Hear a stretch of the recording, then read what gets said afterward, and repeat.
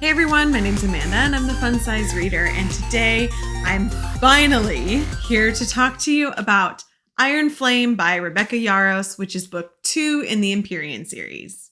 Yes, I say finally, because this book took me so freaking long to read, so freaking long, but we'll get into that in a second. Finally, book 2 of Fourth Wing came out. We've been waiting for this since I did Fourth Wing for my Fun Size Book Club pick back in April when it came out. We talked about reading this all together. I hope so many of you that read Fourth Wing with me for book club liked it enough to read Iron Flame. I know this video, or my Fourth Wing video, actually has brought so many new people to my channel, so thank you all for being here. Because there are so many new people, I just want to take this time to remind everyone how I do my reviews. I know you saw the last one, but I'm just going to reiterate that I will always give a star rating, a spice rating, and my review after giving a short synopsis. I will tell you when there's spoilers coming, so you don't have to worry about things being spoiled. I usually try to make it one section. However, I also want to reiterate for everybody that is new to my channel and new to me, I am honest. I say what I feel about the book, even if it's bad things. I'm not the kind of reader who loves everything that every author puts out no matter what and jumps on the hype of everything and everything is wonderful. That's not me. So if there are things, which there are, that bothered me or that I as a reader did not enjoy, I say it. So I'm just reminding everybody who has been with me since the beginning or jumped in the journey of this YouTube along the way, or everybody who is new, that I will always be honest in my reviews. Even if the book is super, super hyped and loved by everybody, there's stuff about it that I don't love, I'm going to tell you. So be prepared, because I'm going to tell you. If you have not read Fourth Wing, I recommend going back and watching my Fourth Wing video. There's a whole section about what the book's about and why I think you should read it before there are spoilers, because anything that I talk about in this video, even just the synopsis or short synopsis, will be a spoiler for the first book. So if you're looking to know if the series is still worth reading after the second one, as of right now, I would say yes, but definitely go back and watch the Fourth Wing video. I will link it right up here.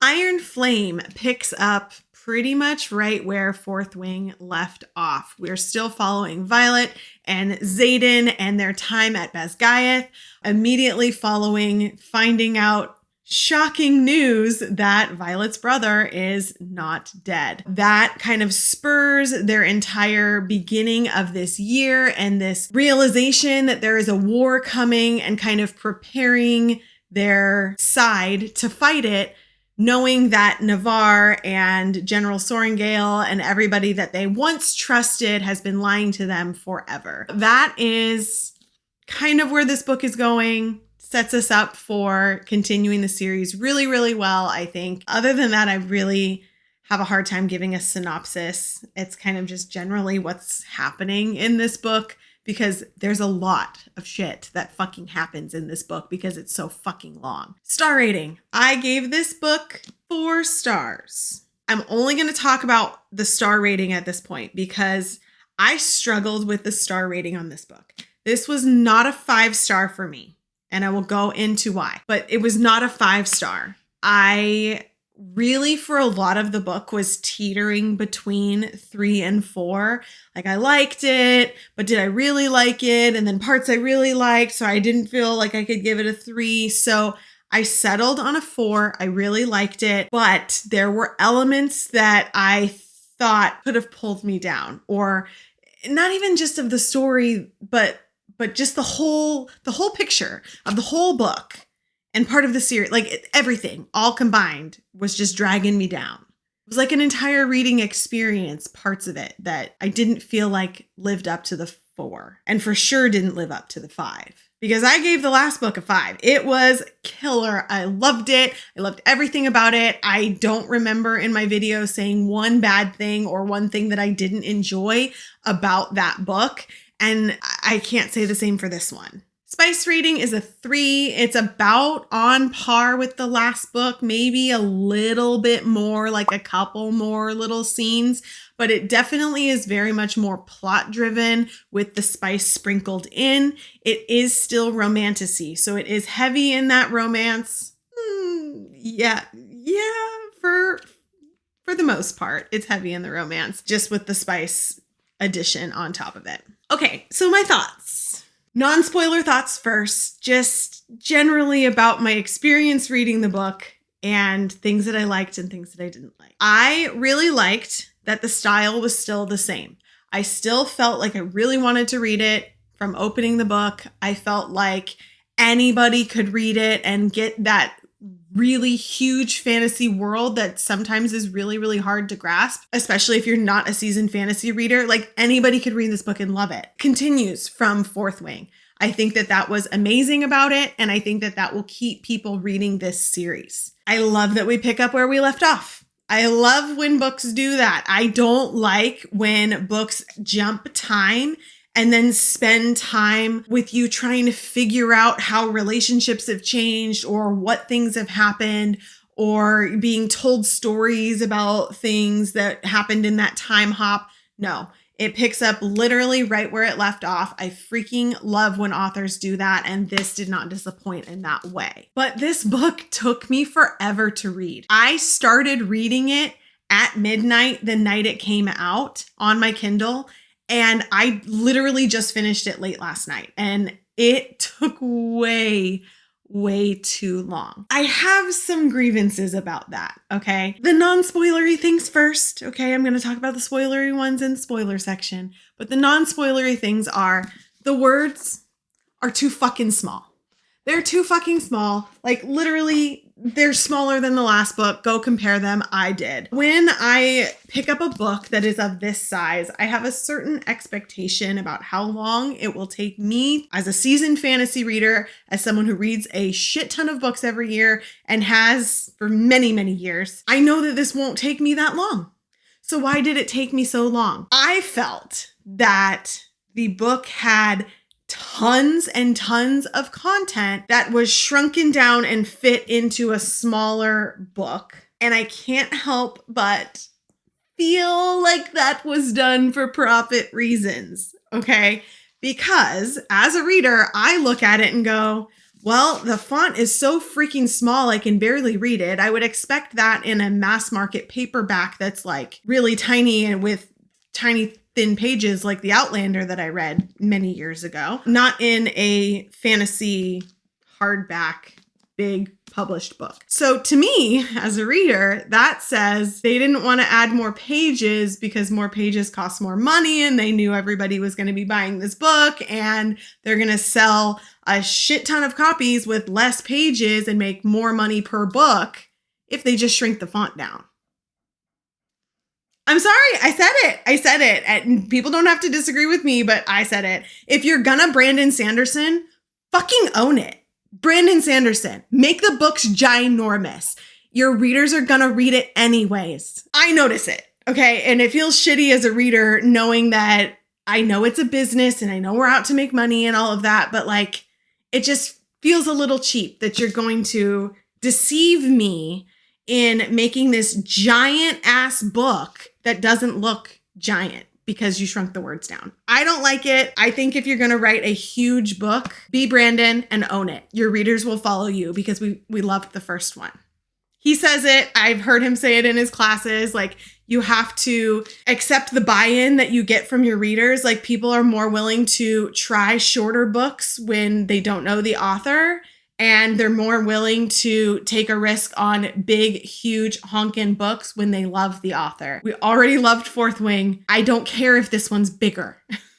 Make it bigger. Make it so I can read the damn words. So because of that, it took me really, really long because I was completely deceived. I also know this has probably been all over your For You pages, timelines, whatever, with all of the errors in printing.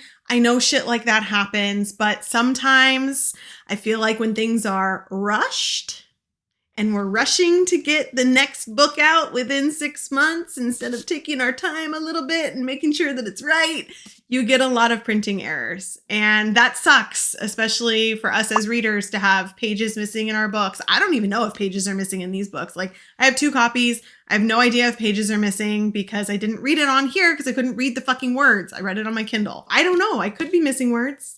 I know I'm missing the dragon on chapter 17. My map is a little wonky on both of my copies, but my spine does say Iron Flame. It does not say Fourth Wing. So overall, I got a fine copy. Like my copies are fine. Those are things that, again, when I'm looking at the whole experience of reading an amazing book and reading an amazing fantasy book as a reader, like I notice those things and it just sucks. So I know some of them are things you can't control, but I do think that sometimes this happens when publishers like to push things out too quickly.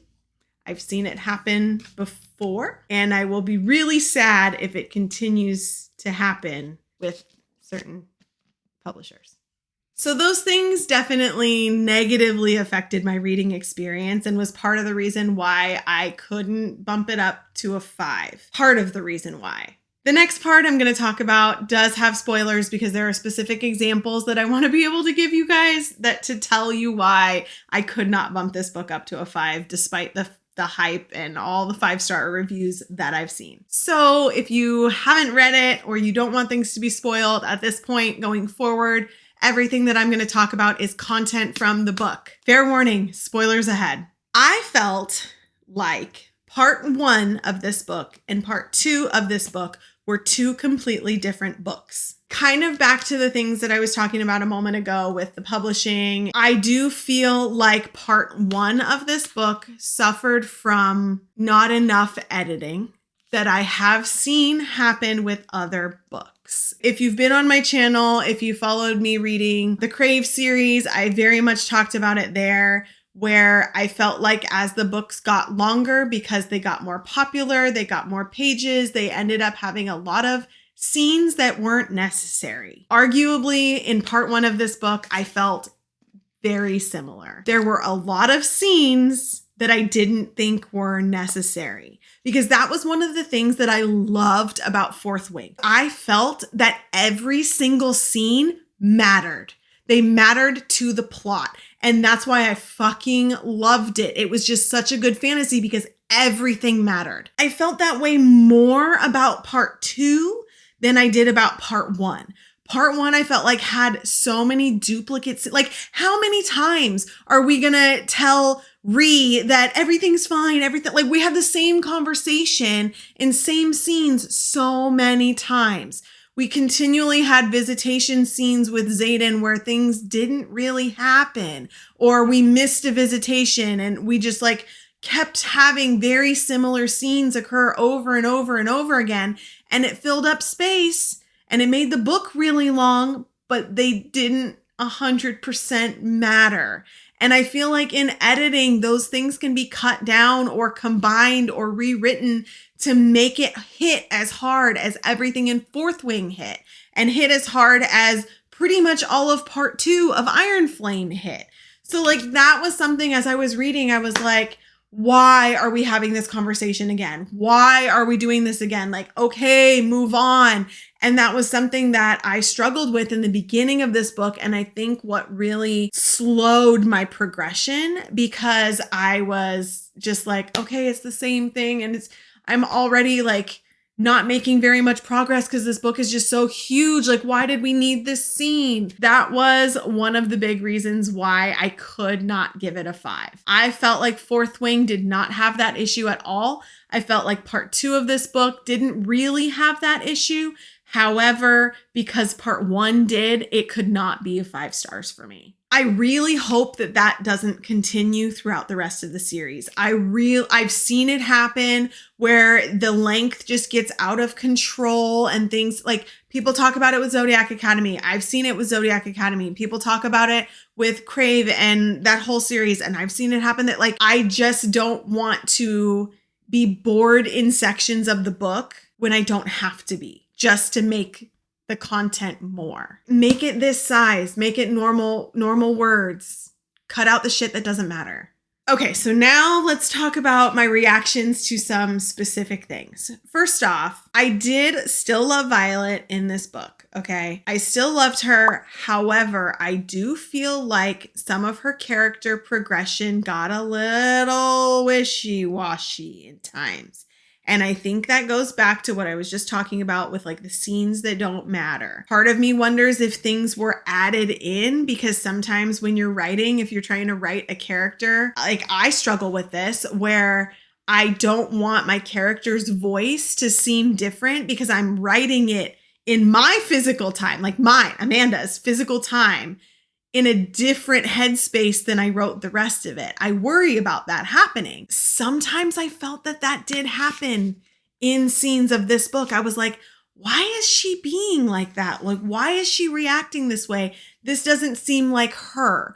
It almost felt like this character arc that we have of her like growing stronger and steadily like going up that hill and progressing was having dips and valleys. And like, yes, I know that that happens in real life and people and whatever, but it just didn't feel like it fit her. It just didn't 100% sit well with me. The one that I was thinking about specifically was like when she took off in the middle of the night to fly off to get the, it's not visionary, but I can't remember what it's called right now, but you know what I mean, where she saw Kat for the first time.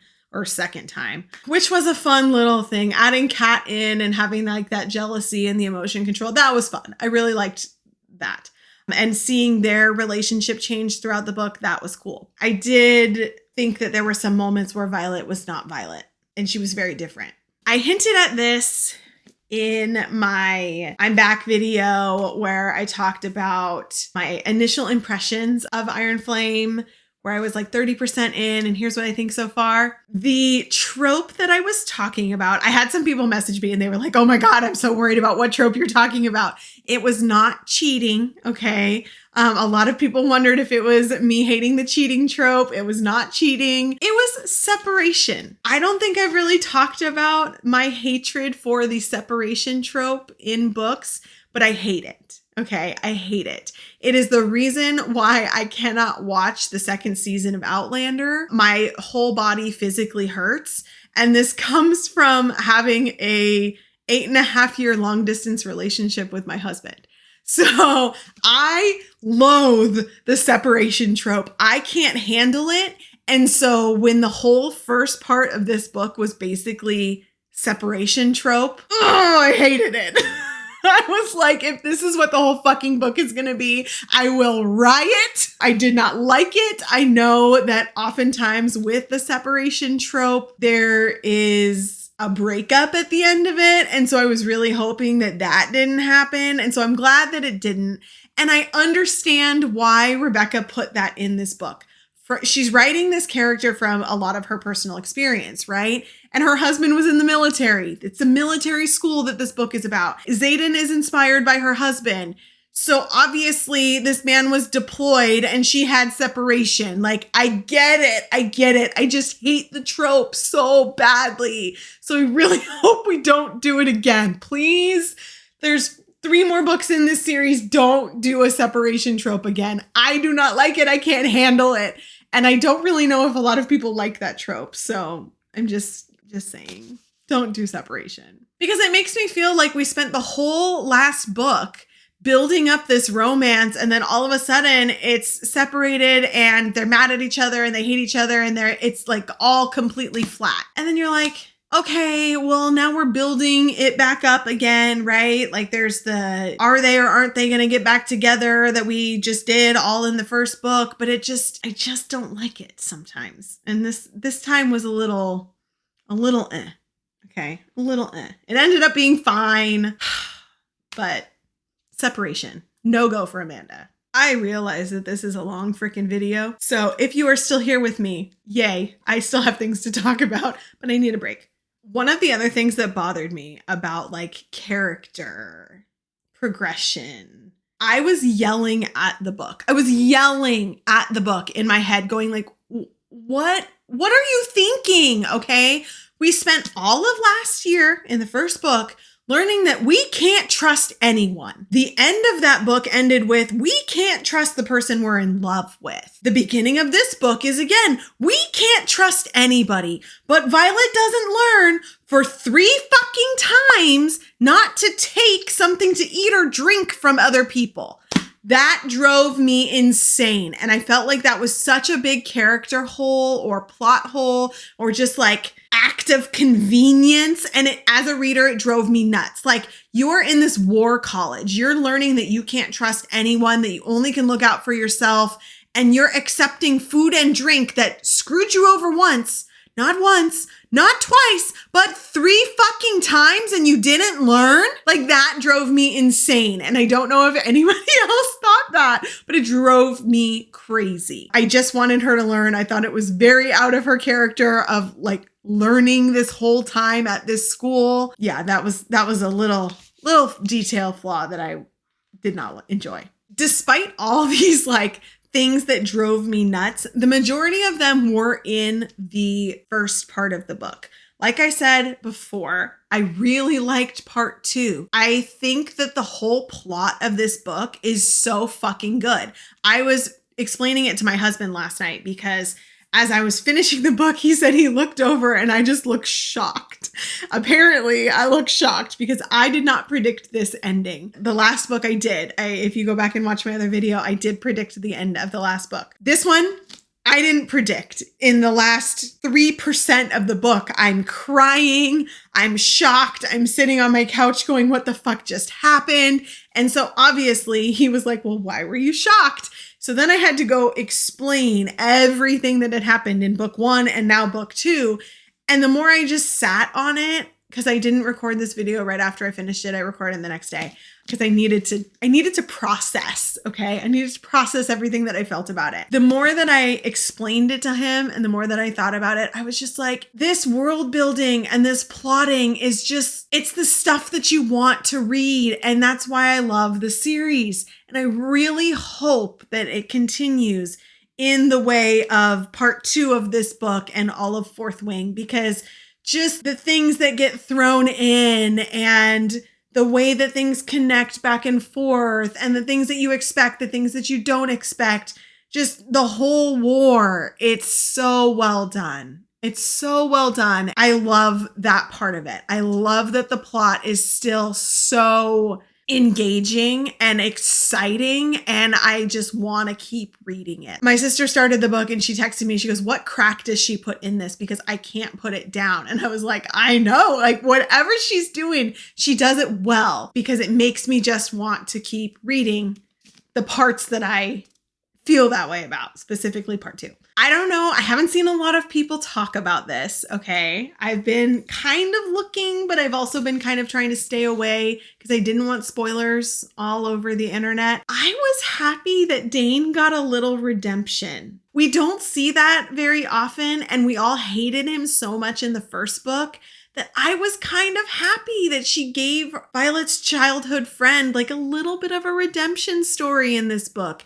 It just made it feel good. People can wrong you. People can do things. They can make mistakes, but they can turn around. It's not like, I'm going to say Tampon, because if you know, you know. It's not like Tampon where like you just continue to hate him. We actually got a little bit of love and affection for Dane and doing the right thing, because the scene where he came in when she was being tortured and he basically was trying to get her out without showing that he was trying to get her out, I was like, do the right thing, do the right thing, do the right thing, do the right thing. And I wasn't convinced that he was going to at first. So I was really happy, really happy when he did. And then to find out that Xaden has this power. And so when he saw Dane in that moment, he knew that his intentions were true and were good.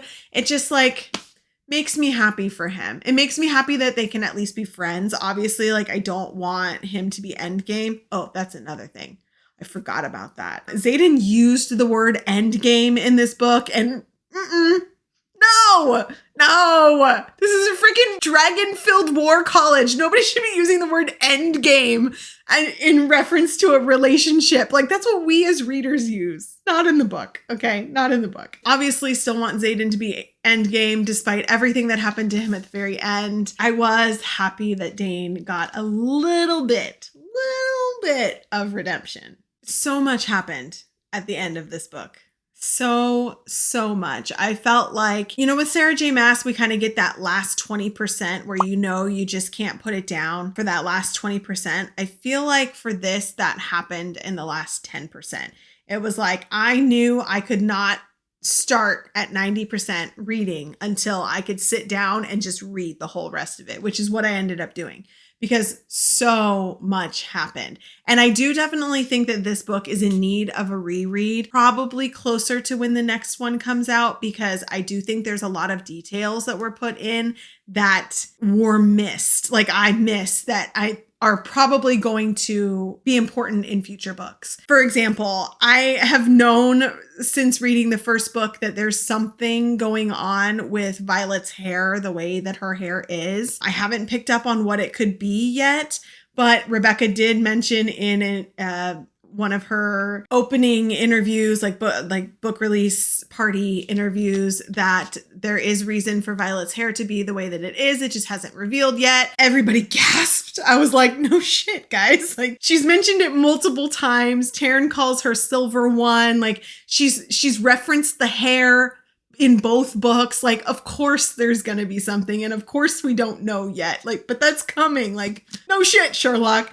Anyways, so much has happened in the end of the book, and I do want to go back and like read and get more of the details when I'm going to read the next one. But I cried. Okay, I cried. One of the things that I love about this book is the excerpts in the beginning of each of the chapters. I read every single one of them. I know they pertain to what's going to go on in the chapter, and it hurts sometimes because like you get that foreshadowing, you know what's coming. The one that killed me was, most of you know, like I just had a baby, right? Not that long ago. So I'm still hormonal, and I'm reading the scene where the mom sacrifices herself for her children. And I'm just like in shock that this is happening. And I finish the scene and I'm like, okay, I made it through.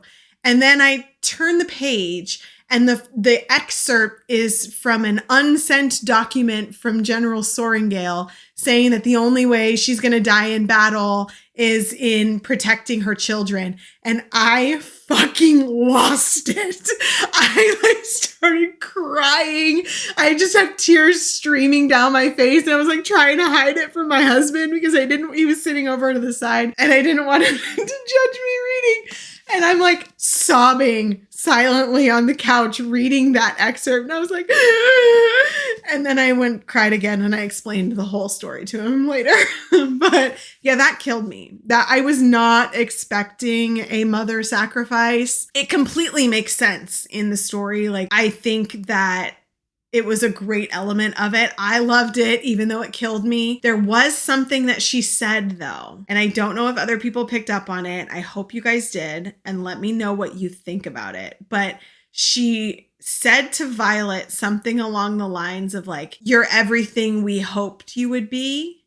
Her specifically, not Brennan, not Mira, Violet. And so I think, along with the hair line, there's something in Violet that her dad and her mom both knew about. And they have been trying to like gear her to be or become a certain thing that we don't know what it is yet.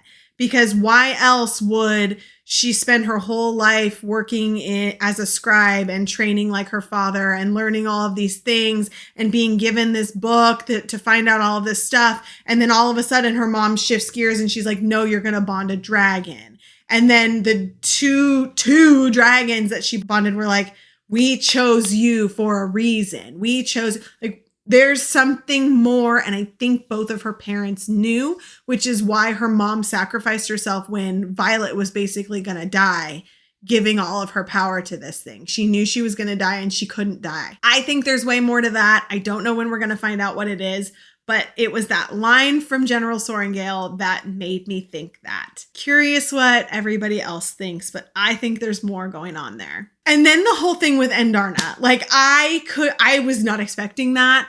I remember the moments where she said in the first book, I'm the leader of my own den. She gave the hints. The breadcrumbs are being dropped. They're there, which is one of the reasons why I do love this series.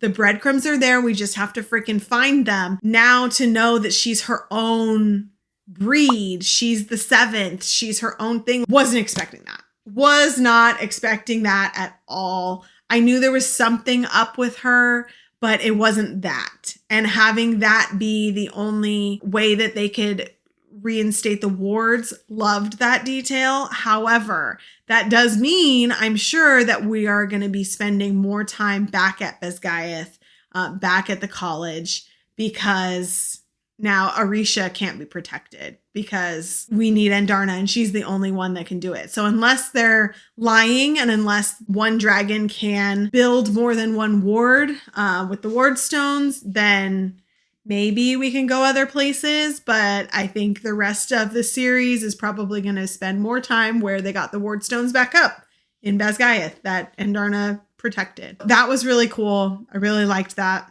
And then there's the end. There's the end with what happens to Xaden. I wasn't anticipating that at all. I am devastated, but at the same time, I can't be too devastated because I do think that when things like this happen to the main character, like the male main character, the love interest, the I can't live without you, we're bonded, like it's going to get fixed. It's just a matter of when and how. So it will be fixed. So I can't hurt too badly, but I will say I was shocked. I will say I was not expecting it. I was not expecting Jack to be a Venin also. And I was not expecting him to go back to Jack at the end and be like, how do I fix this? So I do think our next book is going to be, how do we fix this? Again, it's another thing that is going to throw a wrench in the relationship and give us more conflict, which sucks and I hate. I like happy endings. I want it to be a happy ending, but I know we're only on book 2. We're not on book 3 or 4 or 5. So there could be a lot of rough road ahead. There could be a lot of rough road ahead. Kind of like Zodiac Academy, where everything goes wrong and nobody is ever together and happy. So that's what I'm anticipating for this one. Is there's going to be a lot of heartache ahead because it's like Game of Thrones where everybody dies or a bunch of people die and things that happen that you're not expecting and it's shocking. And that's one of the things that makes it great. Despite the grievances that I had with the book, overall, I still really did like it. I still really love the plot, the story, the way she does breadcrumbs, the way she incorporates so many things, the shock factor. Like there's so much of the book that I love. But with this one specifically, there was quite a bit that I was like, I still feel good about giving it 4 stars now that I've talked through a lot of the things. There's so much that happened in this book. I'm sure I missed things. If there's something that you guys wanted to talk about specifically, or you wanted to hear my views on specifically, I can always do shorts. So leave me a comment below if there's something that I didn't touch on that you want to touch on, and we can chat some more. Well, friends, the next book doesn't come out for a year. So we are going to be waiting a long fucking time for the next installment. Got to find something else to fill the void, right? We got to find something else to fill the void. I'll be looking for things. I'll keep an eye out. If you have suggestions, let me know, because I will always read something that will fill the gaping hole that these books leave in my heart. So let me know in the comments, and hopefully we can find some great fantasy to read.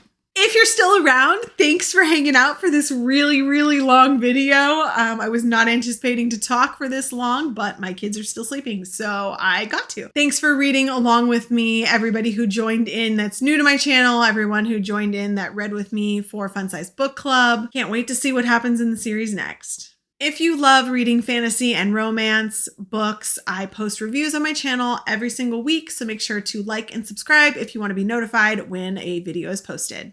Thanks for talking about Iron Flame with me today, and I'll see you guys next time.